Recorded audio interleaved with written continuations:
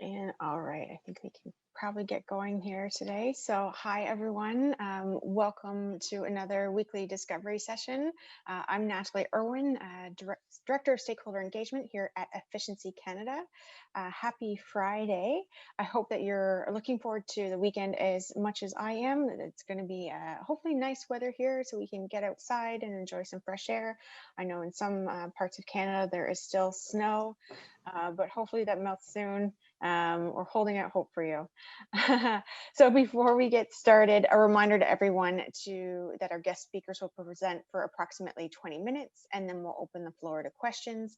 There are two ways to ask questions. One is to raise your hand and I can unmute you. This second way is to type your question in the Q&A box located at the bottom of the Zoom screen. We have the same rule that we have for our presenters, and that is no sales pitches, please. And that includes any questions or statements disguised as questions.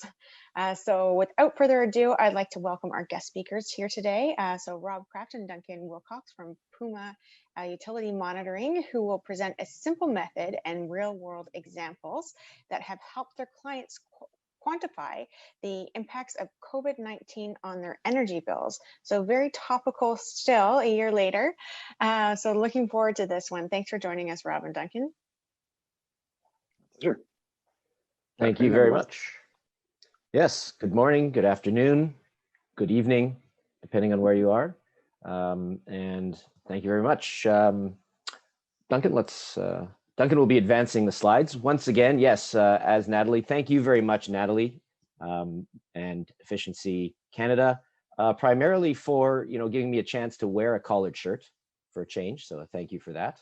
But even more importantly, of course, for the chance to the invitation to be able to talk to all of you across Canada and elsewhere about energy efficiency matters that are of concern to us all, I guess, hopefully on this call.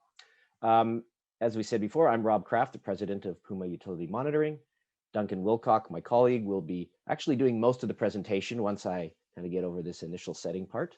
And once again, we are very happy to be able to be here speaking with you today from the morning in the Vancouver area.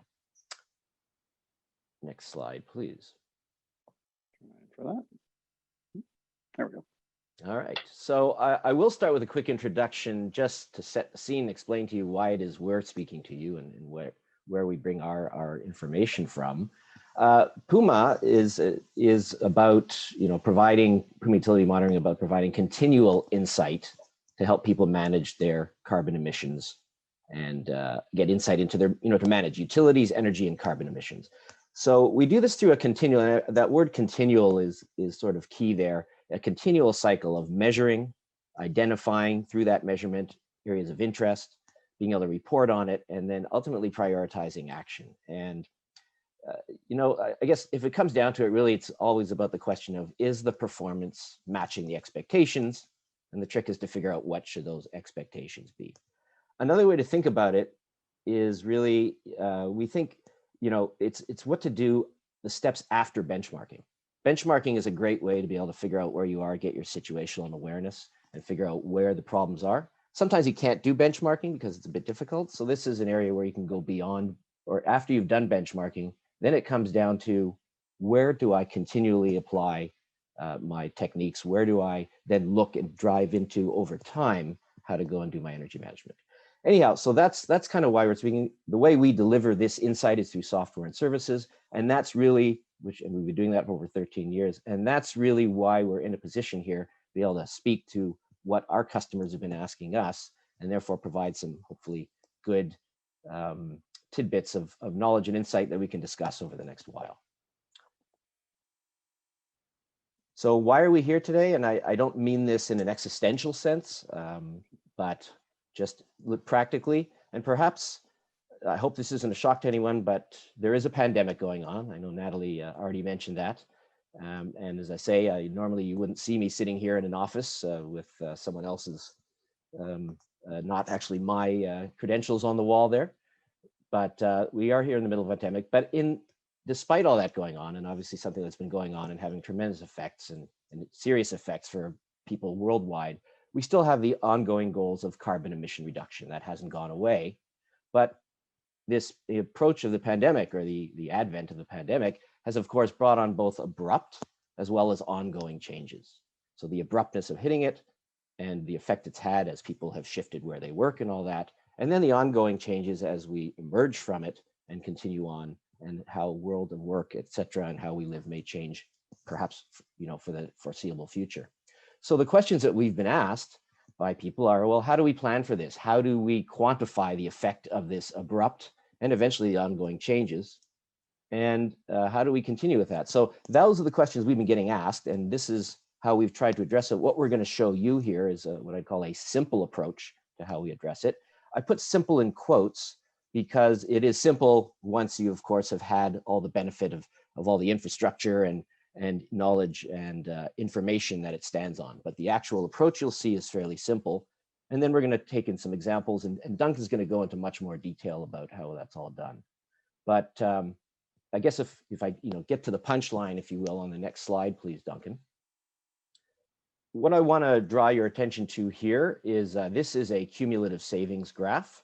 A couple of things I'm showing for 2 office towers in Vancouver, 2 large office towers combined. What you're seeing in blue is the electrical cumulative savings. So the annual savings, or actually the monthly savings, being summed up.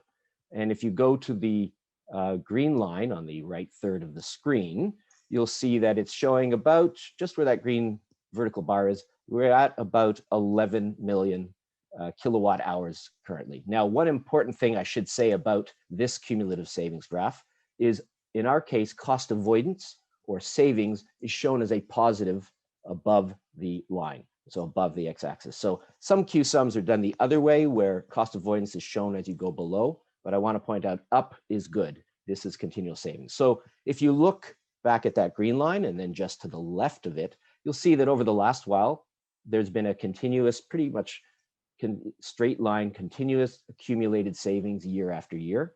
And this goes all the way back to January 1st, 2017, which was just before the baseline period there started. Now, if you go to the next slide, I'm going to focus on that green line. That green line there is at March 15th, and that is the time when we have demarcated. That's actually when COVID, at least in this area, hit in terms of shutdowns, people changing their office, a sudden, fairly abrupt changes. And you can see that just after that point, the curve, the original blue curve there, is heading up. Whereas if we were to just take an extension of the very nice the slope that was before that and extend it out, you can see, that's what we've kind of shown there, is you can see the actual curve on top, and then this extended one showing where we would have ended up if the curve hadn't changed. So that's effectively, and if we click to the next slide here, basically that's the difference. That's the key here, is that amount represents the difference between if things had continued as they were, if we had just extended using whatever energy savings measures had been contributing to the slope before the event, versus where we ended up. And that amount is about 2 million kilowatt hours. That's over the time period between March 15th and about March 1st of 2021. Or, next slide, to put it another way, about $150,000 in change or reduction. So what we're saying there is, had COVID not occurred and we continued the way, the operating conditions that we were, and accounting for weather and things like that, we would have expected to end up at about at around 16 million kilowatt hours cumulative savings by now, but instead we were at 18. So that 2 million extra, which is, I say in this case about 150,000, represents the impact of COVID.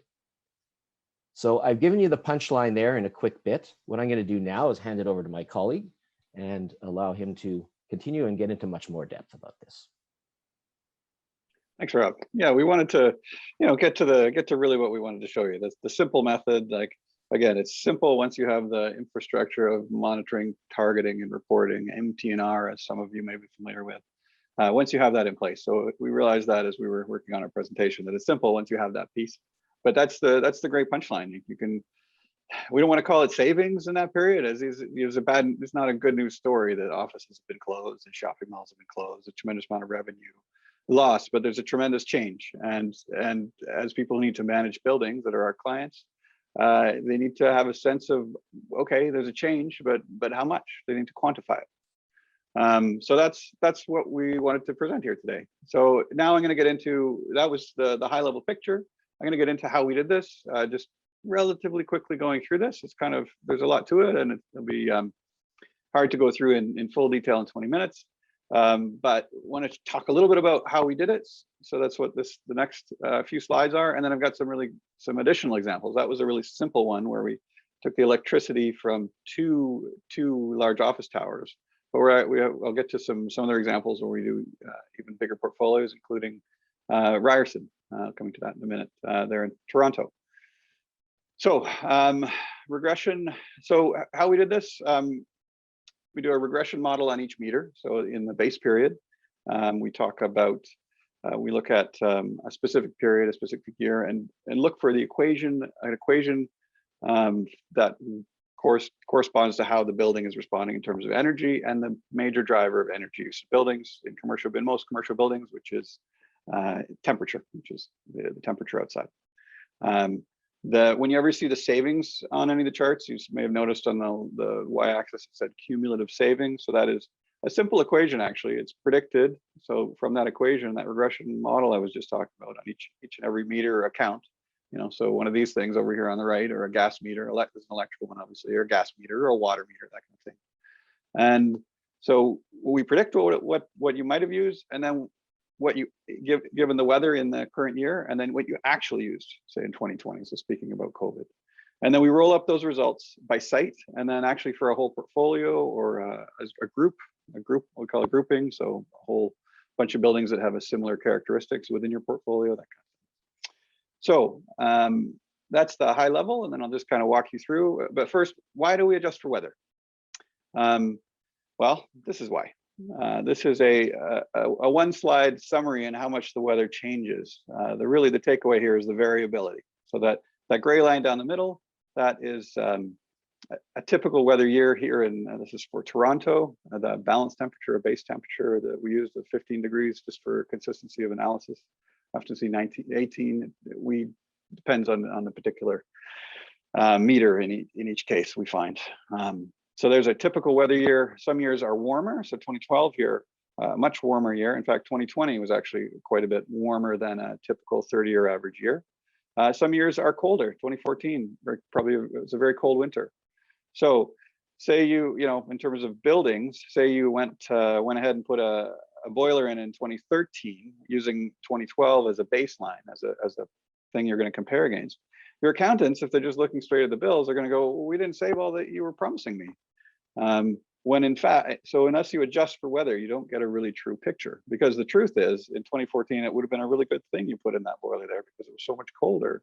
You would actually even save more energy than you would have, and you would have if it were a warmer year. So that's the point. The weather varies so much year to year. 28% variation inside a couple of years you're seeing here. Unless you're adjusting for weather, you don't really have a true picture, and that was a key part of the COVID analysis and adjustment. So we could feel confident that these changes were, after adjusting for weather in the COVID period, right?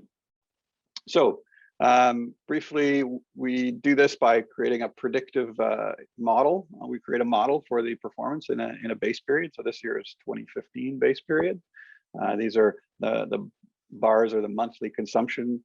So from the utility bills on this particular meter, it shows we converted to daily value, consumption on gigajoules, and then the heating degree days is the red line corresponding to that. So that's basically the outdoor temperature. And if you plot those on a X and Y axis like this, with the consumption up in one direction and the heating degree days, you see that the lines do form the dots do form a line. And if you do a regression analysis, you find the equation of that line, which is this red line. Really simple mathematical model with a 15 degrees per day, no matter what. Maybe there's some hot water heating in that building, and a certain slope, number of gigajoules. So if it's particularly cold outside, you're going to use about this much gigajoules. Okay. There's your line of best fit, and some details about the model. So again, I'm going through this really quickly, and I apologize if it gets a little complex, but I want to spend the time on the examples coming up in a minute here.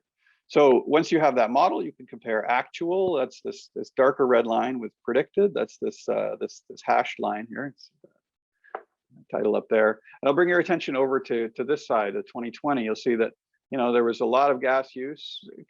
Gas use was similar to predicted, but then actually all this white space here is really the savings. And so the cumulative savings chart that Rob was showing at the beginning, this is one for natural gas.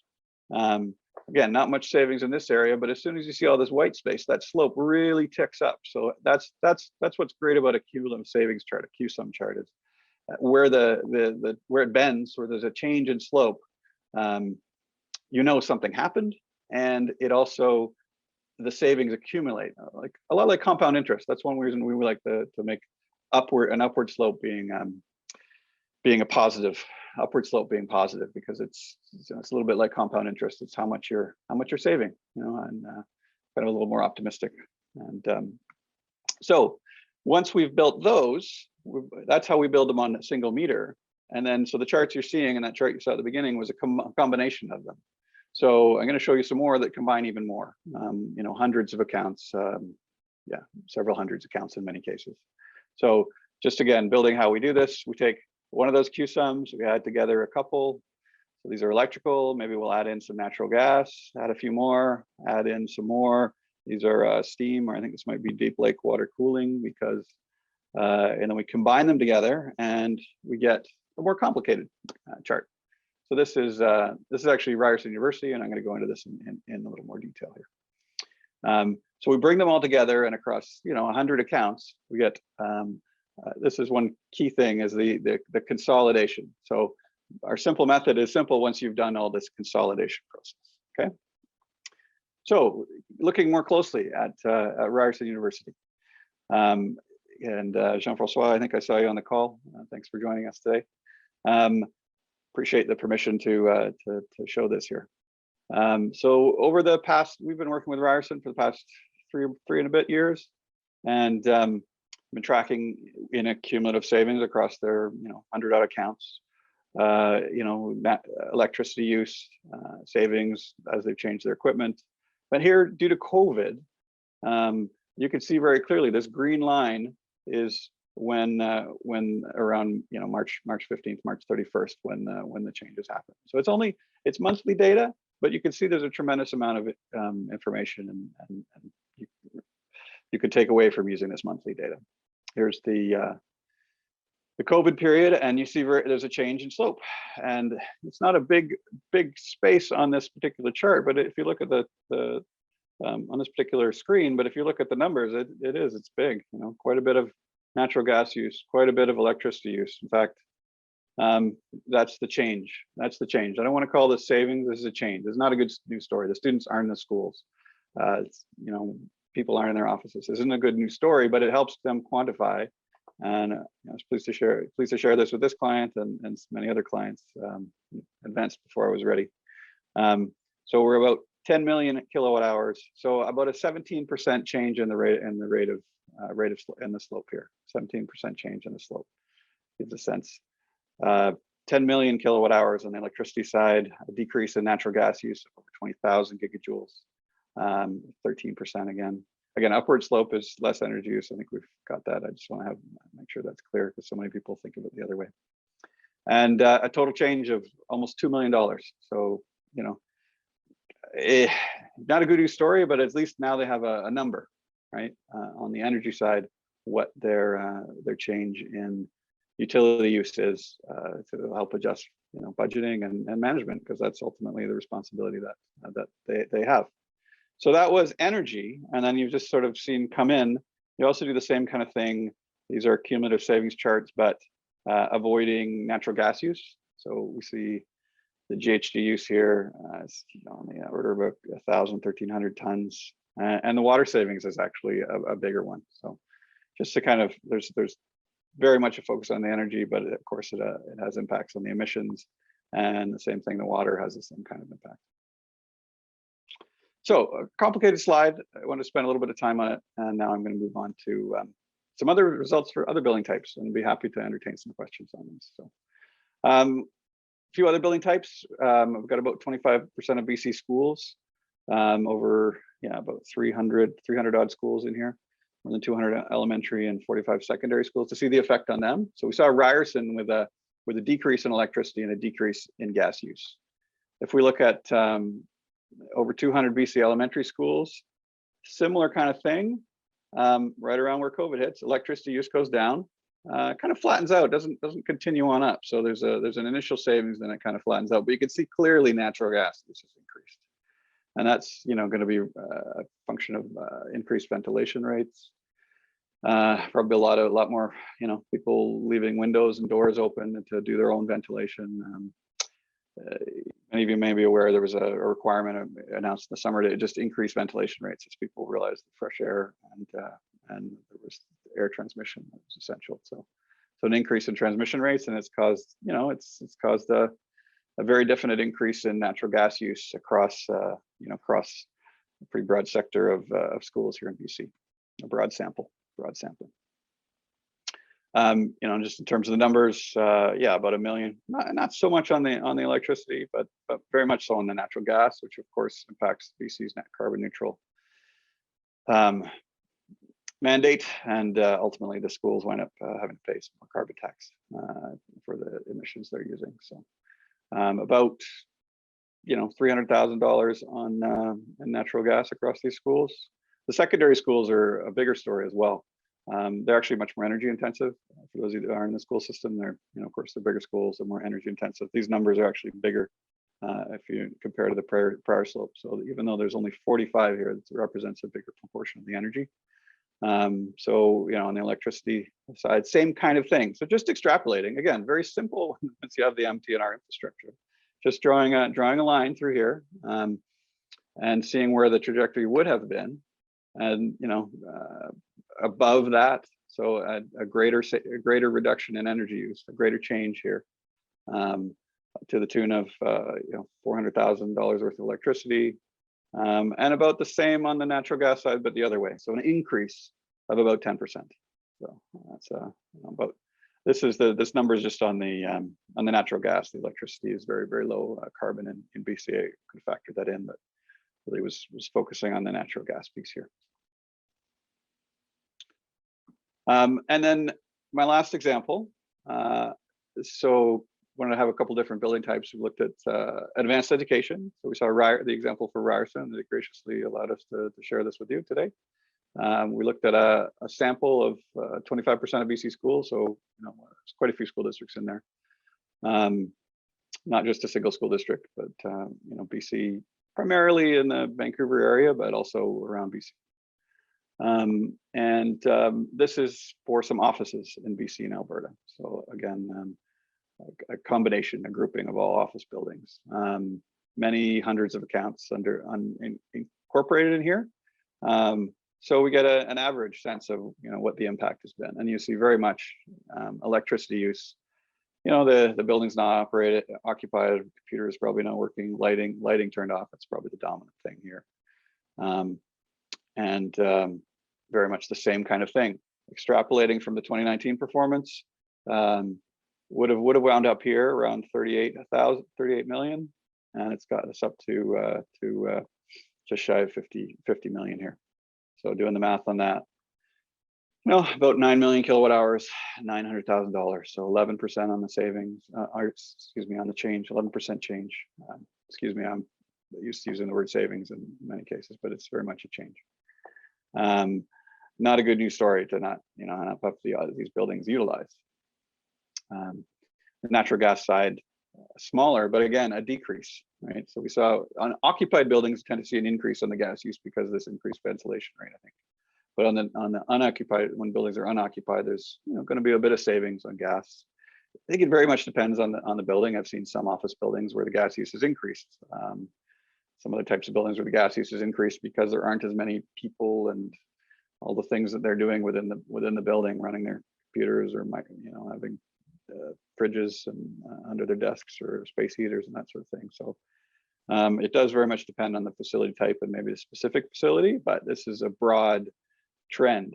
So that's what we're pleased to bring you here today, the broad trend that we're seeing in these different types of buildings. So regular MTNR, so just wrapping up, regular MTNR really helps you quantify the scale of these changes. So MTNR monitoring, targeting, reporting. it's a really simple method to extrapolate from the portfolio you saw once you have the portfolio level key sum. Broadly, we're seeing gas use is up and electricity use is down for occupied buildings, but it very much depends on the facility type. Awesome. And So, yeah, I think it's really interesting to see see this happening and see the real world results and be able to speak to it. So if you're interested in continuing this conversation, yeah, please reach out. We'll have to keep talking. perfect. Thank you again for your time today. Thank you, and thank you for leaving your contact details up as we open the floor to Q&A here. As always, I know we sometimes don't get to all the questions, so it's nice that people have that there to reach out to you for more information. I know it's always a challenge for our presenters to keep it to 20 minutes, so there's a lot that they can talk about for sure. So I'm also I'm particularly pleased that you brought up the savings on water as well as energy, because often the two go hand in hand when you do a project. There, one kind of balances or leads to the other. So, which is, water is just as important as well. So before we open the floor to questions, again, there are two ways to ask questions. One is you raise your hand and I can unmute you. The second way is there's a Q&A box at the bottom. I see there's a number of questions that have been populated throughout when you guys, Rob and Duncan, you were talking here. So I'm going to get to those very quickly. A reminder that we do record these sessions and they're going to be available on our website afterwards. We try and get them up about midweek the following week, so you can find it there on our website under the education tab is where you find them.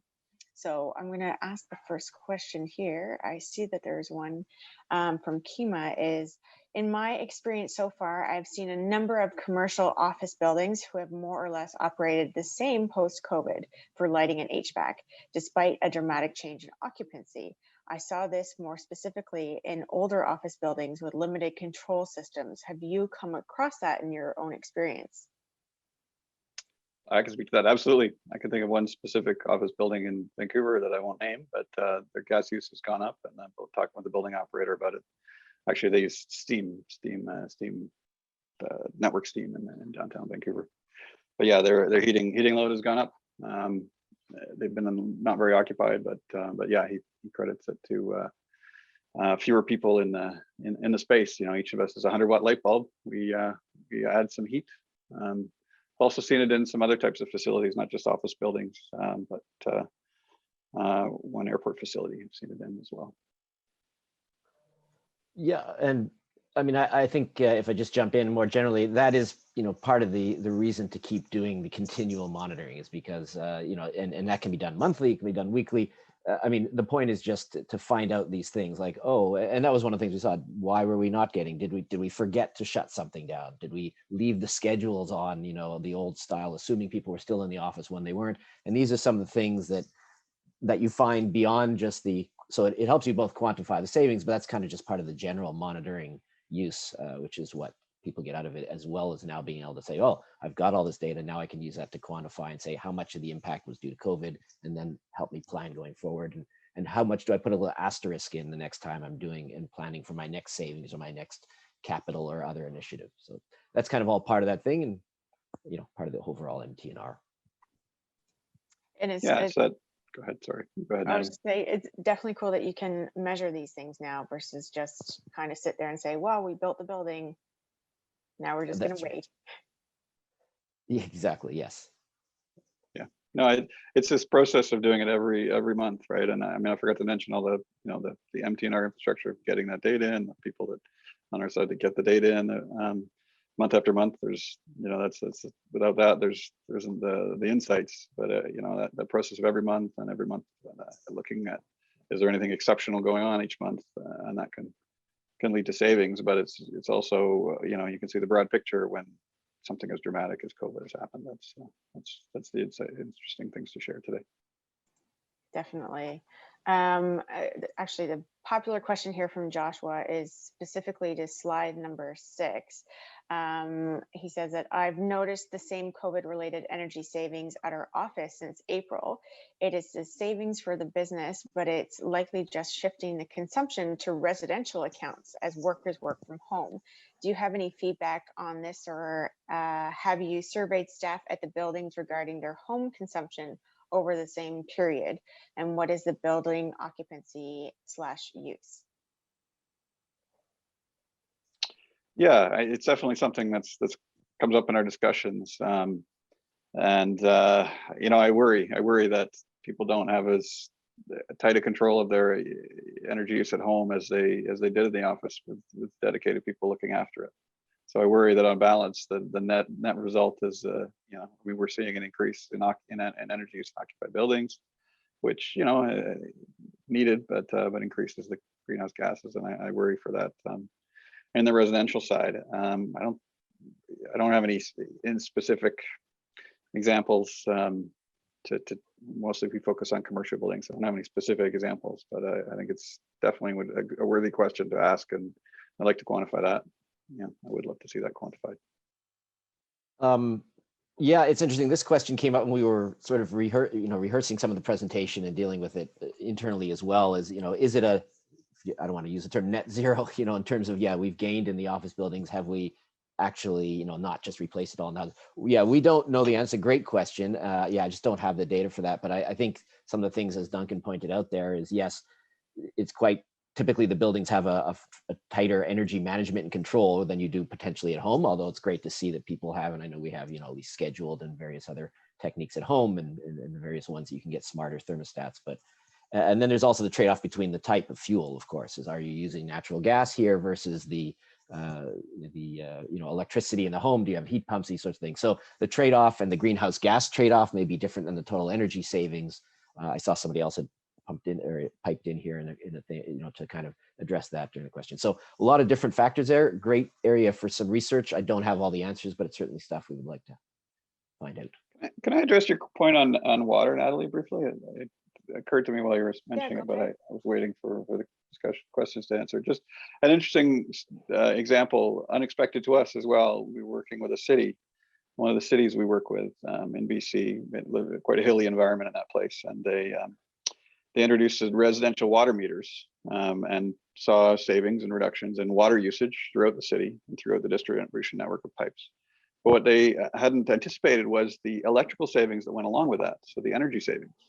And that is a great story. We were able to help them see and visualize, and it's a great use when there's something dramatic change. Like it was a dramatic change locally in that city on the pipe network. And it was a really, you know, a great win-win story of water usage going down, and of course electricity, and then of course, you know, it's kind of obvious in retrospect, the electricity usage to move the water around, clean the water, and all that processing of the water, and you know, after usage as well, resulted in electricity usage going down as well as water usage going down. Yeah, interesting. Like I said, the two really do go hand in hand often, Absolutely. which is nice when that happens. Bonus. A follow-up. I don't know if you're going to be able to answer this. I think it's kind of out of the scope of your work, but I'll ask it, and I'll also say to anyone that's listening, if you do have an answer or know of a study, feel free to put it in the chat channel. A question here is a follow-up to Joshua's question. Has COVID pushed us closer to meeting our greenhouse gas reduction targets, or delayed it because of the residential sector could be less efficient with energy consumption? So feel free to answer it if you have a question or an answer. I don't have an answer. I have an opinion or hopes. I suspect it's probably increased energy use in buildings, which my understanding is that's the biggest part of our greenhouse gas footprint in most jurisdictions in North America. Transportation is a big piece of footprint, and you know, I think that has, you know, it's changed transportation patterns. So you know, there's some balance. There's definitely a rebalancing, a readjustment. My guess would be that GHGs have gone up due to COVID, but I don't have the data. I can only have the data, you know, the data for certain building, quite a few buildings that we can get a sense of.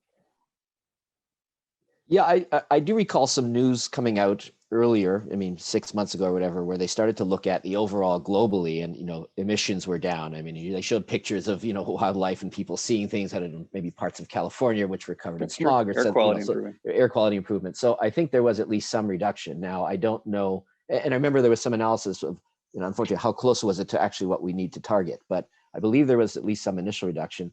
I think part of the question now, like you say, is as there's a shift, not just to, it's energy management, but it's also the idea of the healthy building and what do we need to do to increase airflow. And so as we come out of this, are there going to be effects that, are going to be fighting with some of the things we'd want to do to, to manage energy better? And so there's a bit of a question. I think that's part of it is, okay, maybe there was an initial drop. What happens as things come back? And how do we make sure that as they come back, they don't, get worse in order to deal with some of the other ramifications of ventilation and whatnot until this thing is done. So. Yeah, exactly. Great point. And I think there's always the case for energy efficiency, even if greenhouse gas reductions are way down. There's health, like you mentioned, Rob, the healthier buildings. There's just lots of cases for energy efficiency for sure. And I know there was that story of the dolphins returning to Venice, which turns out to be not true. Oh, yeah, it was not true, but it would have been a great story. Not just travel restrictions. Okay. Yeah, exactly. And I will say as well, the scorecard that we do every year, this being our third year doing it, our policy team is getting some feedback on the various program administrators and utilities across Canada, and are they meeting their energy efficiency targets? That's for last year, and savings that they had. So you'll see that in the scorecard that's going to come out probably early November of this year. And we're seeing a lot of insightful COVID changes in the outcomes of that as well, right across Canada. So stay tuned for that. A question here from Jay is, how do you go from kilowatt hour, and I think this is an acronym, CUSUM, savings, okay, there you go, to dollar savings when time of use plays a role? Great question. Yeah. So, okay, I was actually expecting it to be gigajoules. That's a really straightforward conversion. Just I meant to mention that at some point. You convert from gigajoules to kilowatt hours, equivalent kilowatt hours, with a simple factor of 277. So yes, time of use is a factor. Within the system, we track on an individual bill basis what the energy use or what the cost was at each time. So we track the energy and the cost. So that gives us a blended rate. And so it gives you a rough, that's why we like to work in kilowatt hours and gigajoules. It's a physical property. The dollars get a little more tricky. So the blended rate gives you quite a good approximation. Because in each fiscal period we have the total amount on the bill, and I didn't show any cumulative savings cost Q sums here, but that gives you a pretty good estimation. Although the best way is to start from the energy, and the accepted methodology, start from the energy and then take the incremental cost, the highest cost per kilowatt hour, and it's different. I understand, and in Ontario, time of use is a key factor in energy use. Is a key factor in energy billing. In a lot of our examples are in BC, where time of use is not yet a factor. So the dollar numbers are rough. When you're talking about this kind of variation, it's not 1.237. There's not too many decimal points, so it's a rough approximation. Go ahead, Rob.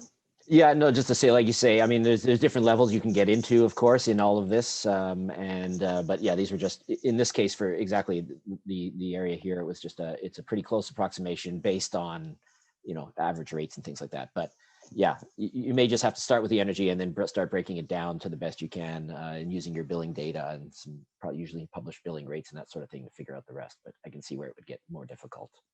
Yeah, we're taking a very top level view, high level view.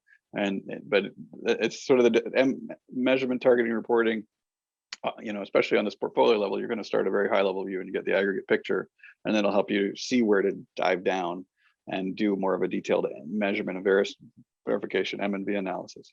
Also, I meant to mention that in the presentation about EVO, the Efficiency Evaluation Organization, has released some further guidance on getting really specific on M&V with respect to COVID changes and certain methodologies to take. That's very new, actually, just here in April. So nice to see that coming out too. But I think it's worth a mention for this audience that's obviously interested in this topic.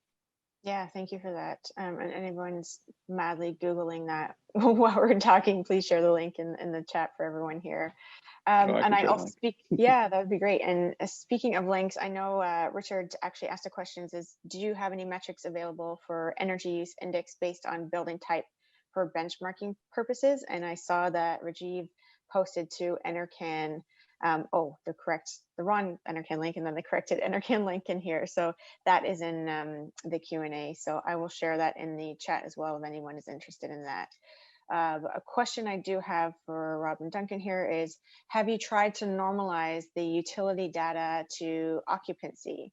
And if yes, did the rate of savings change? I have a specific example about that. Yes, we do.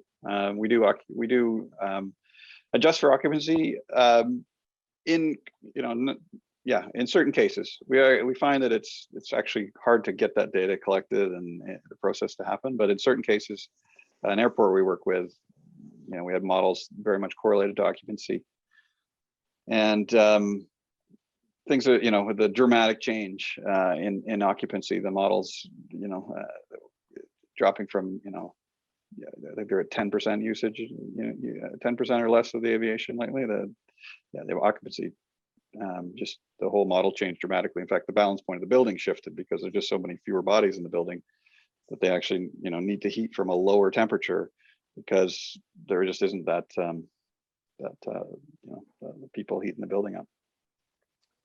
And just very quickly, so in the ones you saw, no, we didn't. I mean, the examples we saw, it was just kind of, here's where it would have been, here's where it was. There was no change in the modeling to normalize for occupancy, but, and that's as the EVO and others go into, are using, doing these non-routine adjustment models where you start to account for some of these other variables and use that to model maybe the period of COVID-19 to, like you say, not just pull out the weather and some of these other, but pull out these other variables. So the ones you saw didn't have it, but that kind of point to the opportunity of, now that you got some sense of how much of that savings or avoidance is just due to COVID, let's try and use one of these techniques that EVO is talking about to remove that and normalize for it.